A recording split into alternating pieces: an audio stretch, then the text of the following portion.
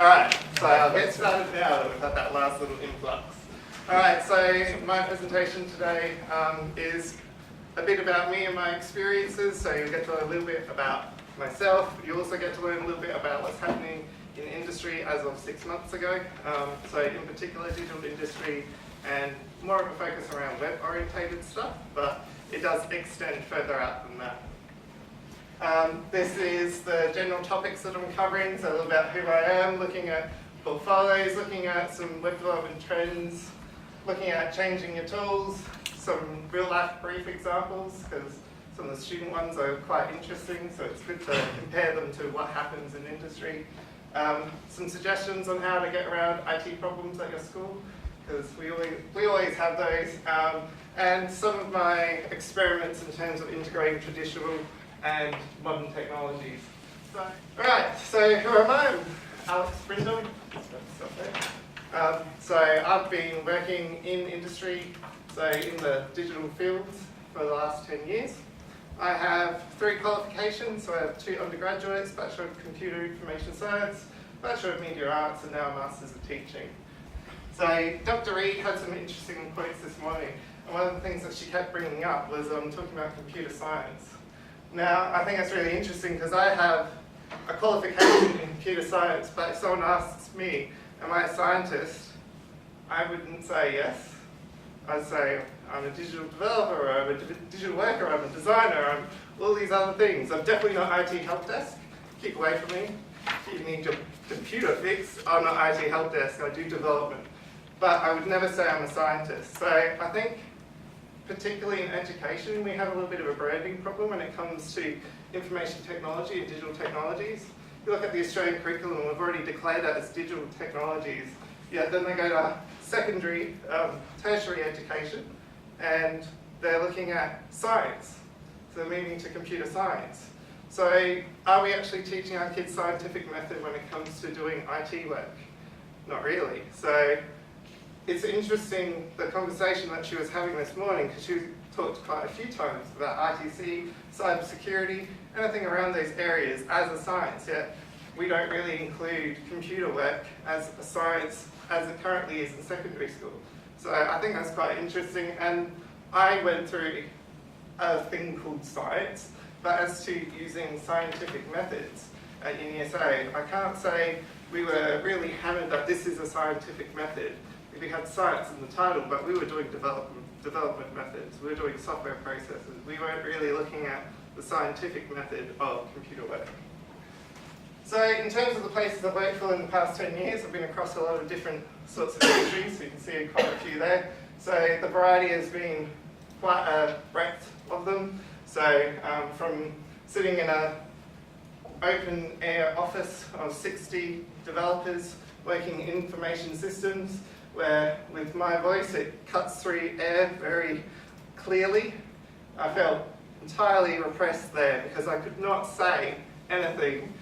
Everyone was dead silent. There was no walls, 60 people, dead silent. It's like being in a library all the time.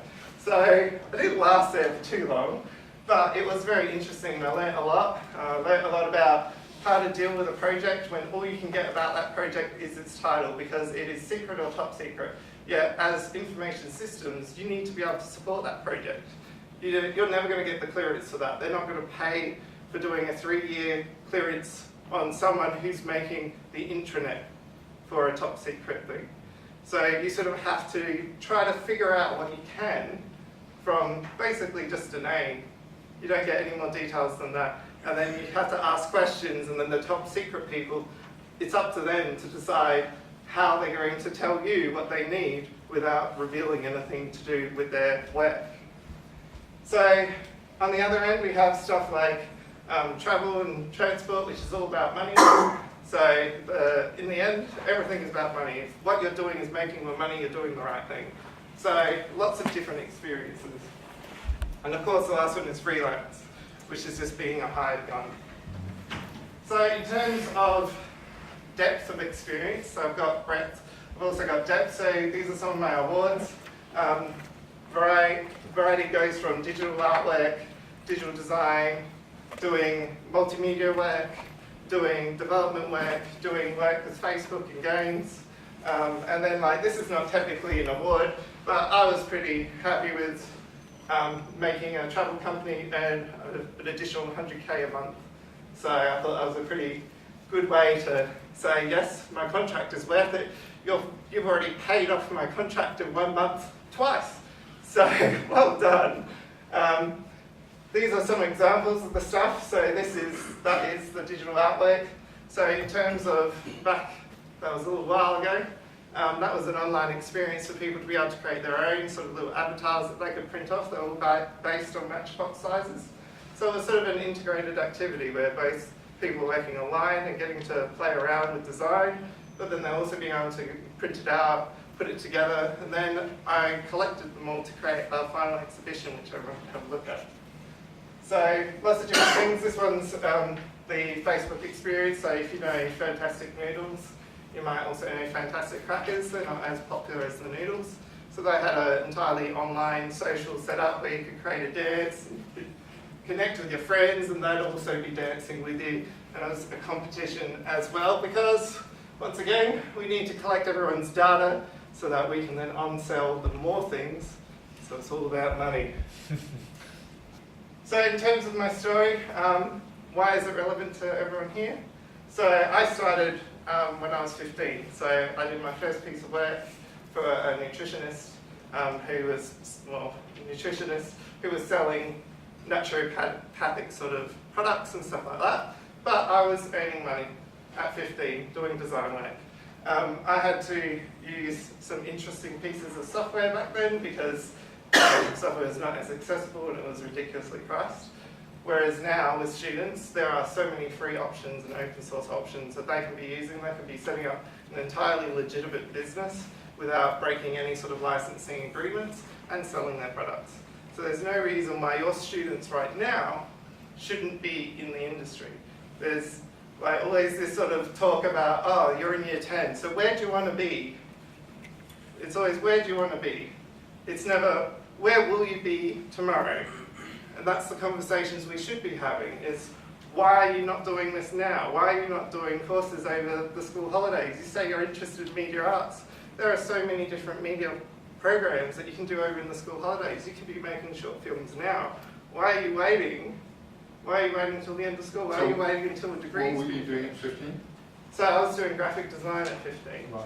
Yeah, so I was also invited to go work for Foxtel. So if you remember back in the days, Foxtel used to have games. You could play games on Foxtel.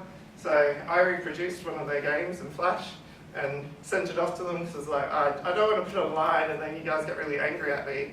They called me up and said, do you want to come over to Sydney? We want you to come work with us because you made it, and then you made it more interesting than what we'd done. And at that time, I was too nervous. I didn't have someone around me saying, you know what, go do it.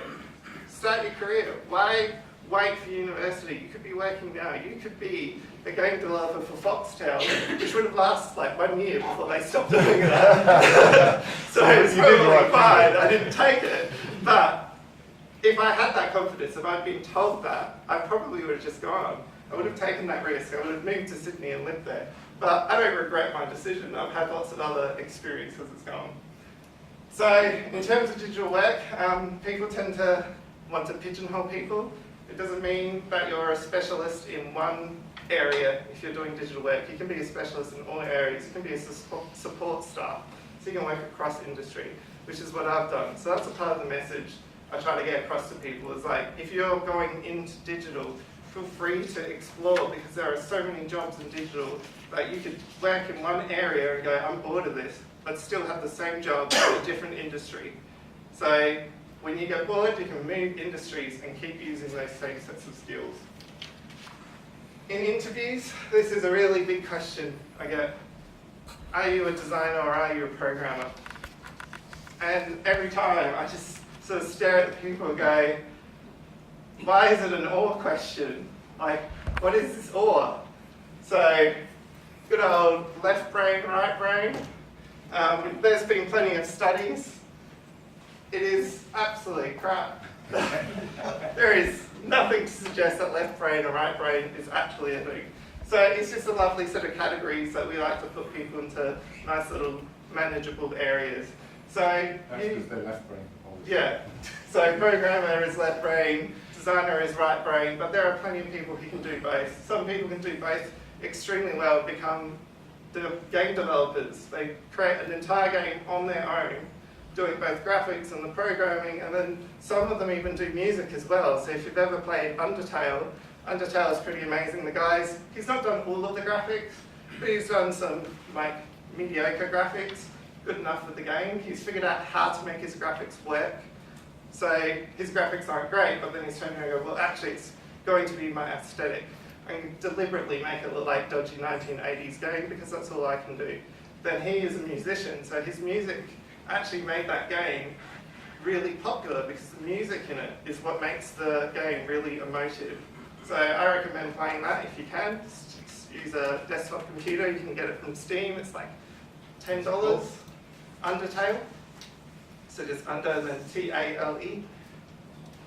In terms of jobs out there, so again, we had Dr. Reed talking about that ITC is desperate for new people to be coming in. Now, in some ways that's true. If you go talk to the recruitment agencies, again, that's somewhere I've worked, recruitment agencies will say yes, definitely. I can tell you in the past 3 months I've had 6 job offers. So even though I've said to each recruitment agency, look, I'm a teacher now, so sorry, I've changed industries, they still come back to me and go, look, we need you. So look, what do we need to say to you to change your mind about being a teacher? And the problem isn't the number of people we have around, the problem is their abilities. So, and that's because Adelaide is really competitive. We need good workers. We don't need people who've just come out and have no idea what they're doing. We need them to be dedicated to it. They shouldn't be going into it because the hook we've said is ITC needs you. They should be going into it because you want to do ITC, you're good at doing ITC, you're dedicated to it. So you get lots of people who just come into it because they think it's easy money.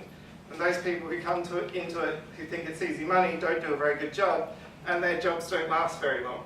So that's why it's desperate, because we need better quality. Because you can't go into the digital field and just go static and say, look, I'm a Java developer, that's what I'll be forever after. You need to keep changing your skill set, you need to keep adjusting, and make sure that skill set is flexible. You want someone with passion. Yeah, they need to be passionate and interested in it. So the last piece is that I have only been teaching since July, so I graduated in July. I've been a relief teacher across 4 schools. One is low socioeconomic, one is sort of your stock standard, one is only year 11 and year 12, and that also involves a lot of vet courses. And the last one, open access, is a purely online school. Enough talking about me. Any questions so far? Do you enjoy teaching? I certainly do. So I moved away from being in the IT industry because I sort of gotten to the top of my game, and the next option was to move into management. So instead of dealing with managing 6 people, the same 6 people for 3 or 4 years, I'd much rather deal with 200 and something and do that for 1 year and then maybe the next year. All right, keep going. Great. I'm glad to hear that.